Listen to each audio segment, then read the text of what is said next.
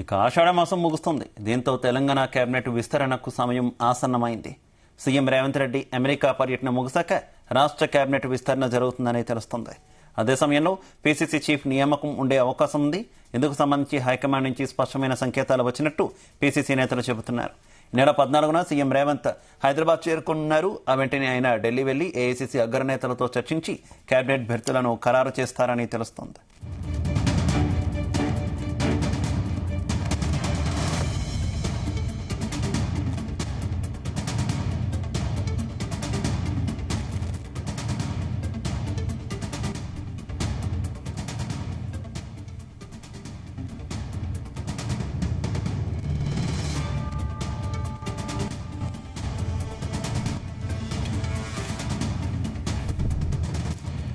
ఆషాఢ మాసం ముగుస్తుంది. దీంతో తెలంగాణ కేబినెట్ విస్తరణకు సమయం ఆసన్నమైంది. తెలంగాణ కేబినెట్ విస్తరణతో పాటు పీసీసీ చీఫ్ నియామకానికి కూడా సమయం ఆసన్నమైనట్టు తెలుస్తుంది. ఇందుకు సంబంధించి ఏఐసీసీ నుంచి కొన్ని లీకులు కూడా అందుతున్నాయి. ఇదే విషయానికి సంబంధించి మరింత సమాచారం మా కరెస్పాండెంట్ శ్రీచరణ్ అందిస్తారు. శ్రీచరణ్, శివ, ఈ రోజు నుండి ఆషాఢ మాసం అనేది ముగుస్తుంది. ఈ రోజు అమావాస్య తిథి. సో గడిచిన కొద్ది రోజులుగా కూడా క్యాబినెట్ ఎక్స్పాన్షన్ ఎప్పుడు అనేది కూడా చర్చనీయాంశంగా మారింది.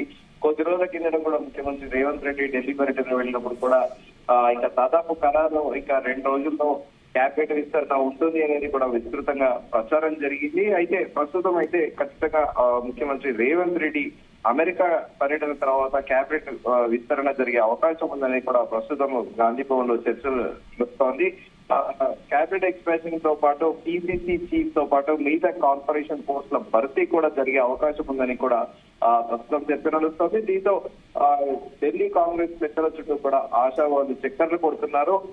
సో ఈ ఆషాఢ మాసం ఈ రోజుతో ముగుస్తుండడంతో క్యాబినెట్ విస్తరణకు ఇది సమయం ఆసన్నమైందని కూడా చెప్పుకోవాలి. ఎందుకంటే ప్రస్తుతము ముఖ్యమంత్రి రేవంత్ రెడ్డి అమెరికా పర్యటనలో ఉన్నారు. అమెరికా నుండి నేరుగా సౌత్ కొరియా వెళ్తారు. సౌత్ కొరియా తర్వాత కూడా ఈ నెల 14వ తేదీన హైదరాబాద్ చేరుకుంటారు. హైదరాబాద్ చేరుకున్న తర్వాత కూడా రాష్ట్ర కేబినెట్ విస్తరణ జరుగుతుంది అనేది కూడా ప్రస్తుతం ఒక చర్చనీయాంశంగా మారింది. అయితే పీసీసీ చీఫ్ నియామకం పైన కూడా కసరత్తు జరుగుతోంది.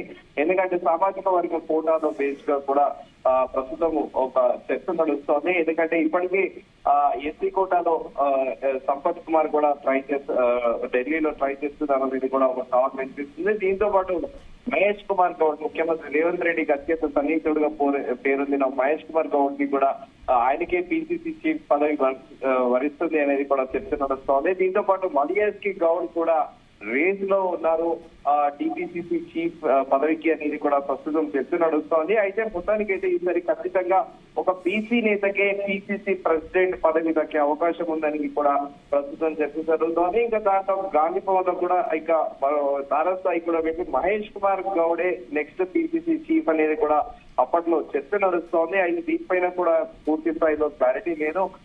ఎందుకంటే ఢిల్లీ పెద్దలు ఇప్పటికే కూడా, ఎందుకంటే కాంగ్రెస్ పార్టీ అనేది చాలా ఒక పెద్ద పార్టీ, పెద్ద మహాసముద్రం అని కూడా అంటూ ఉంటారు. కాంగ్రెస్ పార్టీలో ఎప్పుడు కూడా ఒక అన్సర్టనిటీ ఉంటుంది, ఆశాభావులు ఎక్కువ ఉంటారు. At the same time rebel candidates కూడా చాలా మంది ఉంటారు. ఏ చిన్న తమ ఆశించిన పదవి రాకపోవడంతో నిరాశిస్తూ ఉంటారు. అలాగే తమ నిరసనను కూడా బాహటంగానే నాయకుల పైన కూడా చూపిస్తూ ఉంటారు. మనం గతంలో కూడా చాలాసార్లు చూసాము.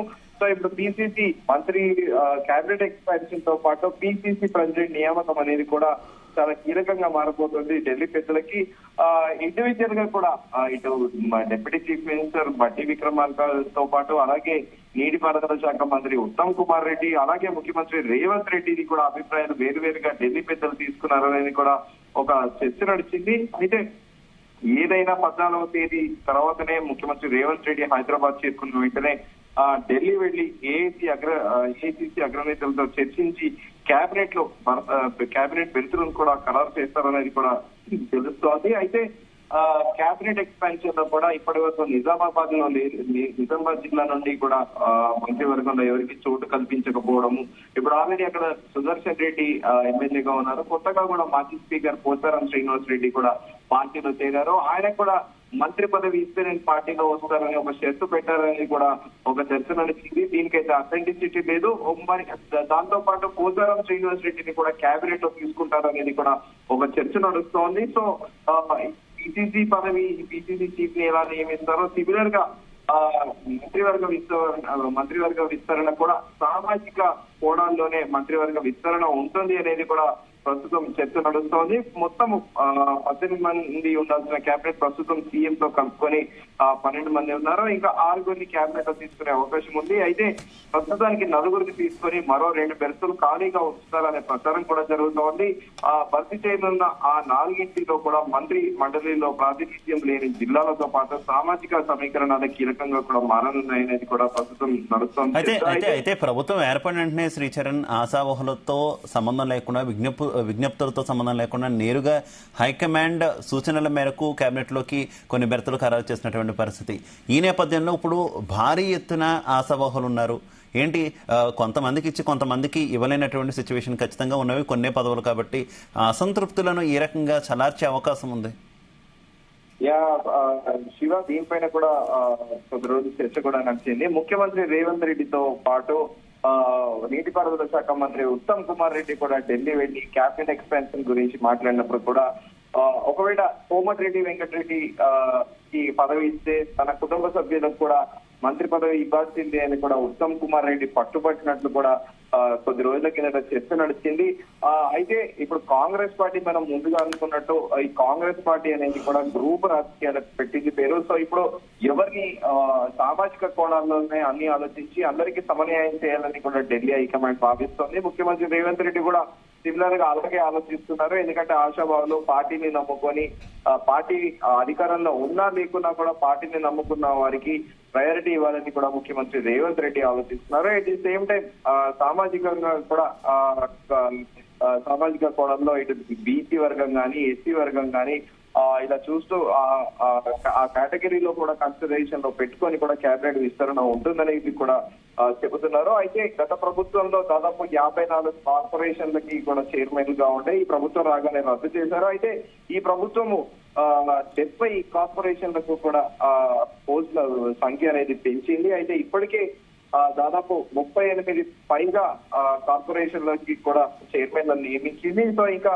ఇప్పుడు కేబినెట్ ఎక్స్పాన్షన్ తో పాటు అలాగే పిసిసి ప్రెసిడెంట్ నియామకంతో పాటు మరో 20 నుంచి 25 కార్పొరేషన్ చైర్మన్ల పదవుల భర్తీ కూడా త్వరలోనే ఉంటుందని కూడా పిసిసి నేతలుగా స్వయంగా చెబుతున్నారు.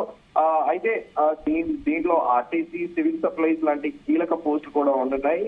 మొత్తానికి ఆషాఢ మాసం ముగిసి శ్రావణ మాసం ప్రారంభం కానుండడంతో కాంగ్రెస్ లో చాలా మంది సీనియర్లకు కూడా ప్రస్తుతం వాళ్ళకు ఒక రకంగా చెప్పాలంటే పదవుల పండగ కూడా రాబోతుంది అనేది కూడా వాళ్ళు చాలా ఎక్సైటింగ్ గా కూడా ఉన్నారు. అంటే ఎందుకంటే ఆబ్వియస్లీ క్యాబినెట్ ఎక్స్పాన్షన్ తర్వాత ఈ కార్పొరేషన్లు ఇవన్నీ కూడా ప్రభుత్వం ఎలాగో నియమిస్తుంది. సో ఇప్పటికే కూడా రాష్ట్ర నేతలు పలువురు ఢిల్లీలో ఏఐసిసి నేతల చుట్టూ కూడా చక్కర్లు కొడుతున్నారు అనేది కూడా సమాచారము. కానీ ఈసారి మాత్రం కేబినెట్ కూర్పు మాత్రం ఖచ్చితంగా కూడా సామాజిక ప్రాధాన్యత బేస్ చేసుకునే కేబినెట్ ఎక్స్పాన్షన్ అనేది ఉంటుంది అనేది కూడా ఒక చర్చ నడుస్తోంది. ఇప్పటి వరకు ఆదిలాబాద్, నిజామాబాద్, హైదరాబాద్, రంగారెడ్డి ఉమ్మడి జిల్లాలకు మంత్రి మండలిలో ప్రాతినిధ్యం లేదు. ఇదే సమయంలో ముదిరాజులు, లంపాడీలు, మైనారిటీ సామాజిక వర్గాలకు కూడా ప్రాతినిధ్యం కల్పించాల్సి ఉంటుంది. సో ముదిరాజులకు కేబినెట్ లో అవకాశం ఇస్తామని కూడా లోక్సభ ఎన్నికల ప్రచారంలో ముఖ్యమంత్రి రేవంత్ రెడ్డి హామీ ఇచ్చారు.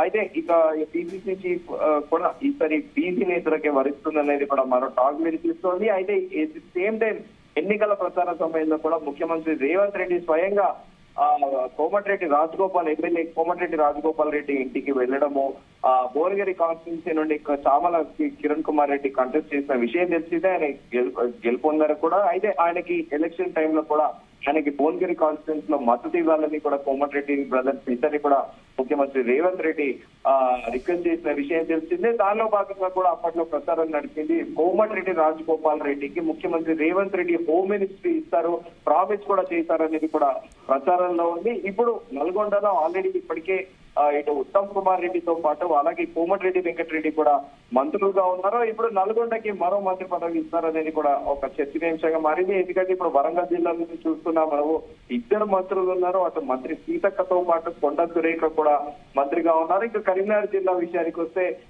ఇటు దుద్దిల్ల శ్రీధర్ బాబు ఐటీ శాఖ మంత్రిగా ఉన్నారు. At the same time Ponnam Prabhakar BC RTC సంక్షేమ శాఖ మంత్రిగా, ఆర్టీసీతో పాటు బీసీ సంక్షేమ శాఖ మంత్రిగా ఉన్నారు. ఇలా ఒక్కొక్క జిల్లా నుండి ప్రస్తుతం ఇద్దరిద్దరు మంత్రులు ఉండడంతో ఇప్పటి వరకు ఏ ప్రాతినిధ్యం లేని జిల్లాలో ఇటు ఆదిలాబాద్ తో పాటు నిజామాబాద్, అలాగే హైదరాబాద్, రంగారెడ్డి ఈ 4 జిల్లాల నుంచి కూడా మలివిడత క్యాబినెట్ ఎక్స్పాన్షన్ లో కూడా చోటు కల్పించబోతున్నారు అనేది అయితే ప్రస్తుతానికి అయితే ఒక టాక్ నడుస్తోంది శివ. Okay, thank you.